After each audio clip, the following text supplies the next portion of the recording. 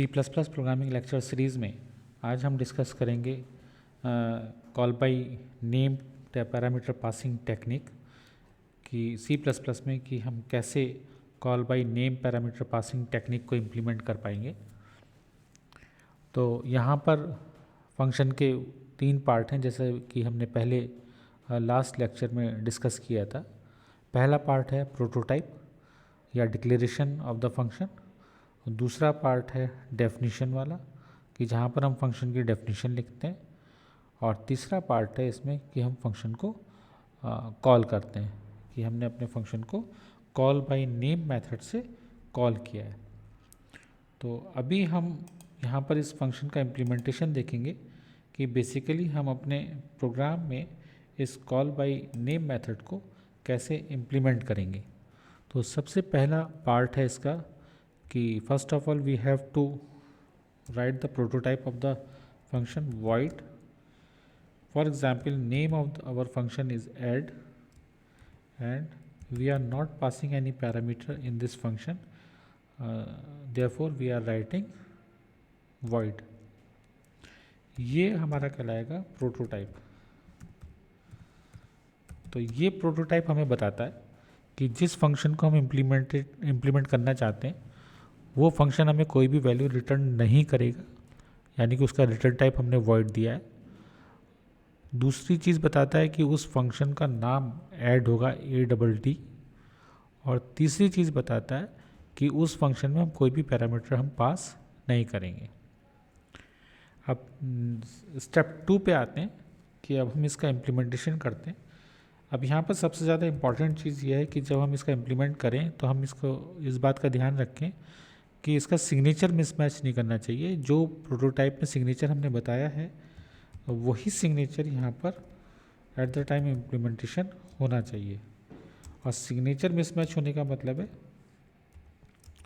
कि जब हम इसकी डेफिनेशन लिख रहे हैं तो इसका रिटर्न टाइप चेंज नहीं होना चाहिए, void है तो void ही रहेगा। फंक्शन का नाम चेंज नहीं होना चाहिए, ऐड अगर हमने लिखा तो यहाँ पर ऐड ही होगा। और लिस्ट ऑफ पैरामीटर्स में अगर हम वहाँ पर void लिखा है कि हम कोई भी पैरामीटर पास नहीं कर रहे हैं तो यहाँ पर भी हम void ही लिखेंगे। अब यहाँ पर इसका इम्प्लीमेंटेशन करते हैं। फॉर एग्जांपल हमारी प्रॉब्लम स्टेटमेंट है कि we have to implement a program या implement a function to get the summation of 2 numbers. तो यहाँ पर हम 3 वेरिएबल ले लेते हैं, a, दूसरा वेरिएबल b और तीसरा वेरिएबल सम करके ले लेते हैं। और सबसे पहले हम 2 नंबर्स को इनपुट कराएंगे। सी आउट, यहाँ पर लिखेंगे इनपुट a, और उसके बाद यहाँ पर हम लिख देंगे एंड ऑफ लाइन, यहाँ पर लिखेंगे सी इन, और यहाँ पर क्योंकि हमें a पर वैल्यू को स्टोर करना है सी इन a लिखेंगे। दूसरे वेरिएबल का नाम यहाँ पर हम देंगे कि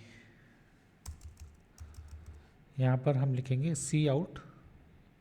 इसी को हम कॉपी कर लेते हैं तो आसानी से हो जाएगा, कंट्रोल E, और यहाँ पर हम इसको पेस्ट कर देते हैं। इसमें माइनर से मॉडिफिकेशंस करेंगे। यहाँ बस नेक्स्ट लाइन पर हम पूछेंगे इनपुट B, और यहाँ पर क्योंकि हम वैल्यू को स्टोर कराना चाहते हैं एट B, नेक्स्ट हम लिखेंगे we want to get the summation of these numbers, sum of a plus b। अब जो भी हमारे पास रिजल्ट आएगा या जो भी समीशन ऑफ 2 नंबर आएगा वो हमारा सम में स्टोर होगा, क्योंकि a प्लस बी का जो भी रिजल्ट आएगा उसको हमें असाइन किया है सम में। तो उसी को हम प्रिंट करना चाहते हैं सी आउट, और यहाँ पर लिखेंगे सम इज इक्वल्स टू, और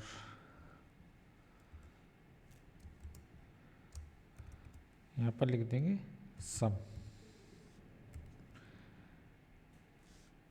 और इसके बाद हम बेसिकली देखेंगे this is the end of our function, this is the termination of our add function. अब फंक्शन की डेफिनेशन पूरी हो गई। अब हम 2 पार्ट पूरे कर लिए। पहला पार्ट था प्रोटोटाइप डिक्लेयर करना, और दूसरा पार्ट था कि हम इसकी डेफिनेशन लिखनी थी। अब हम इसमें क्या करेंगे, यहाँ पर इस फंक्शन को एक्टिवेट करेंगे अपनी मेन बॉडी में।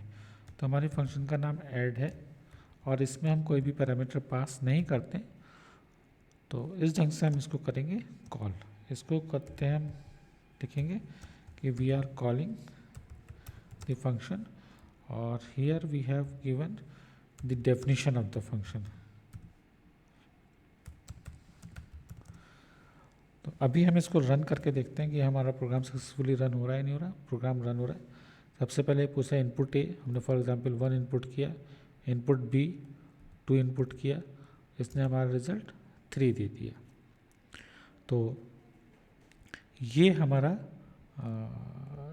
सक्सेसफुली प्रोग्राम रन हो रहा है। अब ये कॉल बाय नेम हमने इम्प्लीमेंट किया है। बेसिकली ये कॉल बाय नेम इम्प्लीमेंट जो हमने किया है, या कॉल बाय नेम जो हम इसको कह रहे हैं, क्योंकि हमने यहाँ पर फंक्शन को जब कॉल किया है तो उस फंक्शन का केवल नाम यूज़ किया है eight the time of calling.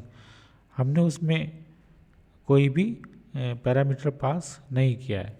और पैरामीटर 3 तरीके से हम पास कर सकते हैं, जो हम आगे जाके पढ़ेंगे।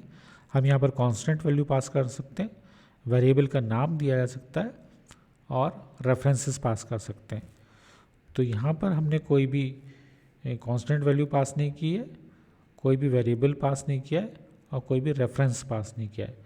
हमने केवल at the time of activation और at the time of calling we have only use name of the function. That's why we are calling it call by name parameter passing technique.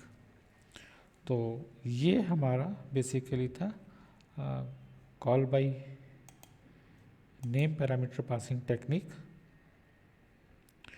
तो आगे जाके हम अपने प्रोग्राम में देखेंगे कि कैसे हम डिफरेंट पैरामीटर पासिंग टेक्निक्स को इम्प्लीमेंट करेंगे, कि call bye constant, call by variable and call by reference. Thank you for watching.